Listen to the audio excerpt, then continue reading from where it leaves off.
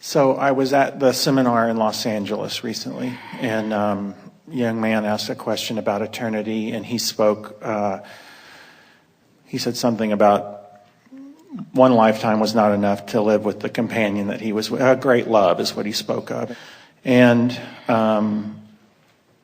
so I lost a brother about 15 years ago, and that was sort of a traumatic loss at the time.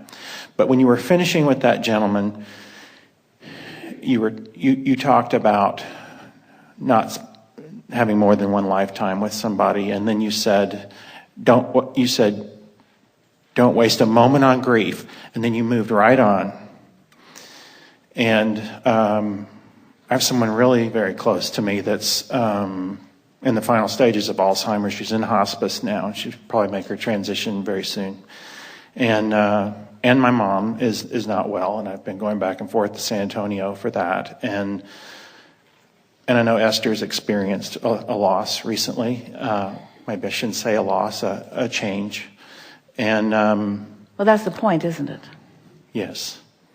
Loss always feels bad. Absence of something wanted always feels bad. But it's up to you to decide whether you are eternal or not. And if you are, then do you have access? And the answer to that is yes, because the grid will fill in with the evidence of the relationship unless you are in a frequency that disallows it. It's interesting because most humans, we love you very much. You always know something's coming. Do not focus deliberately. You are magnificent observers, ardent observers, responders, knee-jerkers. You are responders to things.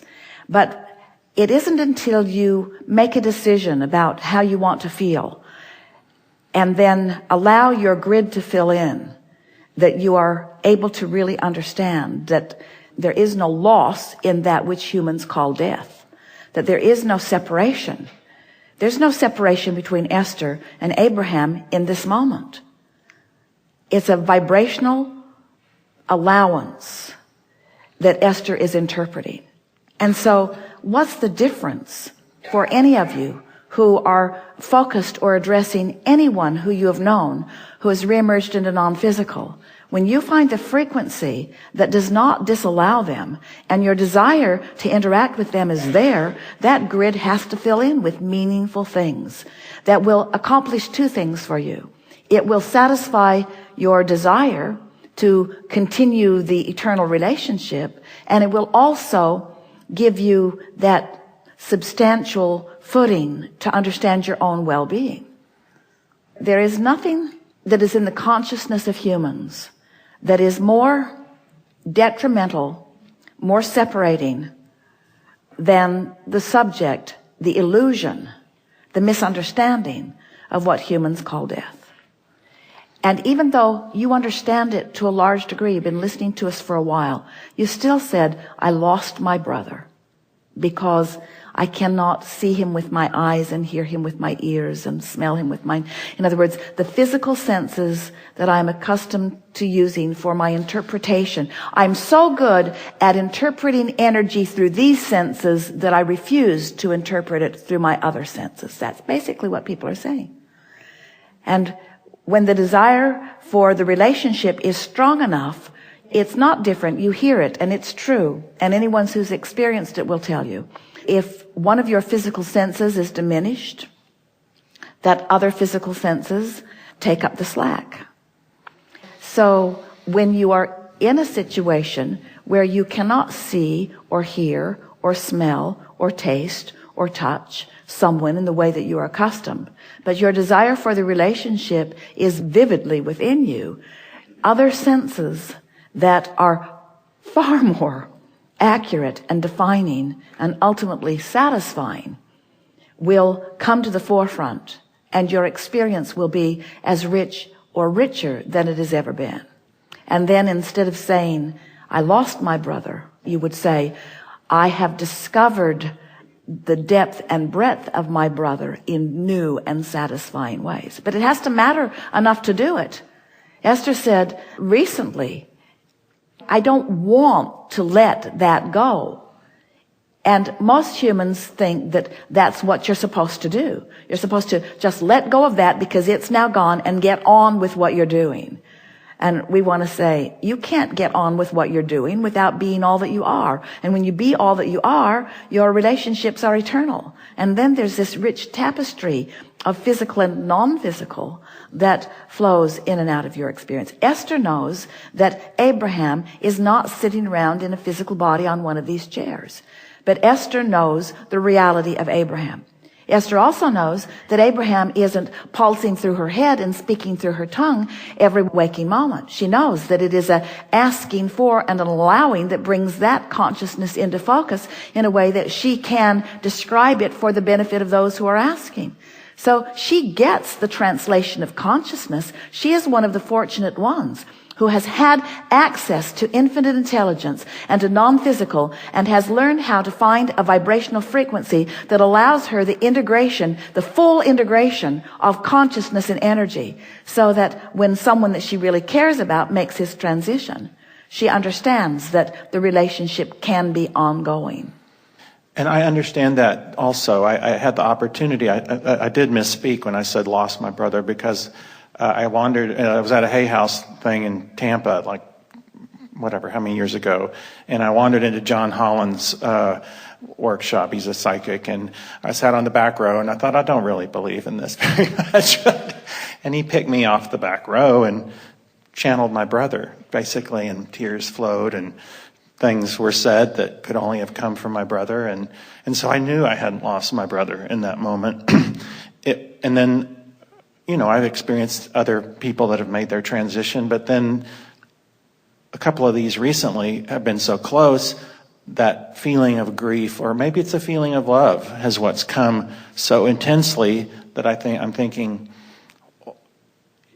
if I believe what you just said, which I do, why am I feeling what I'm feeling? But you see, you want to believe in your prosperity, but you don't always. So sometimes you deprive yourself of well-being that could be there. You want to believe, but it's lazy focus. For the most part, it's misunderstanding. But once you understand, then it's just about whether you want it enough, you want whatever it is enough, to focus in a way that allows the actualization, the manifestation that you're reaching for. And one of the most wonderful things about reaching for someone who is no longer focused in physical form is that you can't be lazy. Esther talks about how she could just wander into a room, and no matter what mood she was in, there was Jerry for her to have a joyous, rambunctious conversation with, or a complaining conversation with. In other words, he couldn't get away from her. She went everywhere he went. There's something sort of satisfying about having access to someone that you want to see and that you want to talk to. But in this understanding now, Esther is understanding that she can't be in a vibration that is different from that which he is in order to experience the fullness of that which he is. And so it requires focus. But isn't that what everything is about anyway? Isn't it wonderful to come to the awareness that you are a focusing being and that you can focus yourself into alignment no matter what? And that you will be surrounded by things that are pleasing and satisfying to you once you learn how to do that, that the grid will just keep filling in what most would call amazing ways, and you will come to understand are just normal ways of universal response to vibrational frequency. You're offering your vibration all day, every day, but most are doing it by default. And so when the grid fills in, you don't make the conscious association with what you've been doing and what's coming. And that's what makes you feel separate from so many things, because you assume that that's coming to you apart from anything that you're doing or from anything that you're wanting. But when you start deliberately offering a vibration and then in awareness watch the manifestational grid fill in, then you feel your empowerment. Then you feel your worthiness. Then life really becomes fun. And then there is no separation between physical and non-physical. And then you have access not to just who someone was who you knew before, some great talent, some great musician, some great scientist, some great knower of something that you want to know. You don't only have access to what they were as they were punctuated by their death certificate. You have access to who they now are as they've continued to flow forward in this leading edge time-space reality. That's the biggest misconception that humans have about someone making their transition. You think they go somewhere else. No one ever goes anywhere else. The non-physical leading edge time-space reality is where all that has been is focused, fully focused here with you now. And that's why when you know it and you allow it, you feel so wonderful. And when you doubt it or you don't know it, you feel so separated. That's why people fear death. The feeling of fear is the feeling that comes over you when you look at a situation and call it the opposite of what it is. When you say, I've lost, and we know you didn't mean to use that word, but just the same you used it. And you used it because it's the way the world thinks about things like that. They offer condolences. They should be offering congratulations. They worry about what's happening, where when you really come to know this, someone would say to someone who has recently experienced the loss of someone that they really care about, when you really come to understand what that means, your conversation will be more like, ooh, I am really pleased for you that you have this renewed interest in focusing in a way that will serve you at all levels of your being. Ooh, I'm so pleased that you now can't rely upon the old lazy ways of looking at things the way the rest of us have done and the way you usually have done yourself, that you have to really focus yourself into a sharp clarity, because it's those peak moments that everyone's looking for. People pay a lot of money for those peak moments, you see. And a peak moment is nothing more than source energy peaking with you at the same time that you're peaking. We're not talking about peeping. We're talking about peaking. We're talking about having peak moments where you rise to the occasion that is before you, and together you revel in the power of this moment, you see. It is delicious, this eternal world that we are all focused within. Thank you. Yes, indeed.